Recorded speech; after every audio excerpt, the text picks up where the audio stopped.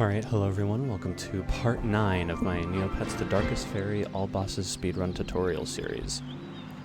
So, coming out of the Gellert Assassin fight, we came over to the save point. Now it is in the way, because we're going to continue off over that way. Once again, apologies if I talk a little quietly, my voice is still shot from last time. Now, you want to, as soon as your last America Speed potion ends from the previous fight, you want to switch to Roberta. And the reason you want to do that when the potion ends is because, just so that you don't waste potion time, because it will take the potion effect off. But what we're going to do now is we're actually going to do the exact same stuff that we did to enter Meridel Castle from Illisen's Glade in Act 1. Also, I will explain in just a moment why we want to be Roberta right now, aside from the fact that it's who we fight the next boss with. So once we get to the Meridel Plains spawn point, then I'm going to stop, and that's when we're going to do different things. So upwarp here, we don't have the visual cue of the purple clouds to avoid this water plane in the red there, but as long as you don't turn too quickly, you should be fine. And there we go, I'm already past it. So come out here, and then stop. Alright. So now, I didn't want to put on the zone map, excuse me. So again, we're loaded Meridel Plains, and now at this point, we're gonna do a cloak dash somewhere, but first we're gonna jump back inbounds into Meridel Plains. So there we go. Now we're in this area on the path towards Meridel. I'm actually gonna stay over here just so that I can pause to explain while I don't have enemies attacking me. So we want to do a low gravity cloak dash across to that mound over there. So where you see the flowers and trees are here, then there's rocks. Line up to the right of that, pretty much anywhere, and you're going to do a very, very imprecise low gravity cloak dash. It has to be low gravity, of course, otherwise there's really no point in the cloak dash, but easy way to get low gravity is by doing a jump attack with Roberta, and not just a normal jump attack. You have to jump, or you have to attack when she's getting close to the ground. So there we go. Just wait a moment, and there you go. You can see my gravity is now 0.3. And now I'm going to come over here. Very imprecise, just line it up wherever. And there you go. If you want to do it from very close to the ledge, you can. Or from right up against it, of course. But yeah, you can do it pretty easily. So we're going to continue coming straight through this wall. And we're going to turn left under here. And what we're looking for now is that tunnel over there. You can see this right here. That is the tunnel entrance to Shadowglen Woods. We're going to run over there to that. Let me get rid of my coordinates real quick. But we're not going to go all the way inside. What we're going to do is a brief upwarp onto just the edge of it, and then jump backwards off. There we go, upwarp. Oh, okay. Sometimes you'll get a ledge grab here. It's okay. Just let go and then turn around. And then there's an invisible wall. Okay. There you go. You can see the tunnel entrance there. We're going to turn straight around from that. So what we're looking for now, since we've loaded Shadowglen Woods textures in, is to hit this grass plane right here, where you can see it kind of looks like it's supposed to have like cliff under it, where the little bits of grass are like hanging down here. We're hitting this plane right here. And then we're going to turn around again. And there we go. And we only turn around just because we want to get a good angle to run at our next destination. So what we're going to do is we're going to run around this way, kind of, I guess, clockwise, you could say, around Shadowglen, but we're just kind of heading straight. We're not heading all the way around it. So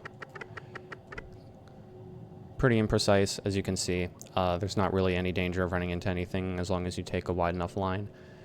And what we're looking for now, so you can see out here is this this room where that's actually where one of the treasure chests in Shadowglen is. This little, so we're looking to upwarp up here onto this grass just before it. And again, very imprecise, easy to hit. I'm just going to run straight forward onto that. I'll turn a little bit left just to get further inside of it. And there we go. So we should be up here where we have these big, like these vines kind of growing through the walls here. And we're just going to jump inbounds and up along these ledges. And there we go. Just next to the save point is the entrance to the Juppy monster fight. So what we're going to do, the strat here, is to attack the tentacles, and then the Juppy monster itself, which, you know, obvious. But it is worth noting, if you want to save a little bit of time, you can actually use the supernova mode a little bit on the Juppy monster. But I wouldn't really do that because it's just a little bit of extra difficult menuing. I mean, you can do it again, you know, just for parts of one phase. But we also do need to have supernova mode for later. So what I'm going to do is I'm just going to attack everything with the lava moat. So come into this fight.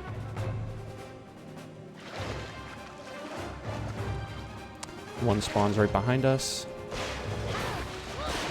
They tend to be a little bit mean in how well they avoid us, but yeah, there we go. Okay. Attack right away. There is an RNG attack he can do. There we go. Quickly get the second two. You can do that pretty easily with just normal attacks on them. There is an RNG attack that he can do where he kind of like spits up little like green weeds or something into the air. Do be careful of those because those can one-shot you, but they're very easy to avoid. Also, another tip here, you can see I'm lined up straight with him. You have to be directly in front of him. So you can actually line up like based on where his head lands, but you want to be lined up straight in front of him because if you... Excuse me, actually, I got a little bit ahead of myself there. If you... if you're off to the side of him, you'll actually, like, your attacks won't hit him. Like, they'll just kind of bounce off weirdly. Now, continuing on, I'm actually going to use my emulator pause function right here.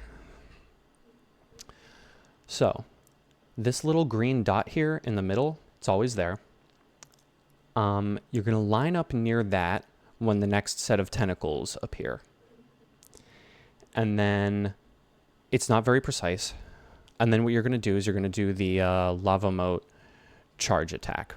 I already attacked one of the tentacles, but if do it well, it should get all three. Very easy, very lenient, simple. And there we go. He was actually quite nice to me, and he attacked me straight up all three times. We're going to finish him off. Cheeky text glitch.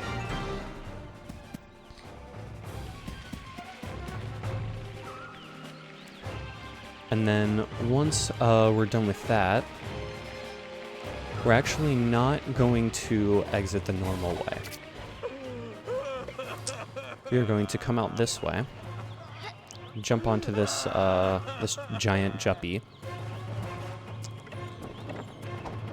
and then ledge fly out. And there we go. That's it for this part. So that's a pretty short segment of the run. So it wasn't a very long part. Pretty simple everything was for the most part. So coming out of here, just before I get into the next part, be careful not to go too far to the right, like over there into that area, because it actually triggers the cutscene of the Gellert Assassin dropping you into the sinkholes, funny enough. So right out of the fight, we're gonna go forward and water warp, and then that's gonna be it for this part. So next time we're going to go through the undead drake fight. So I will be back then.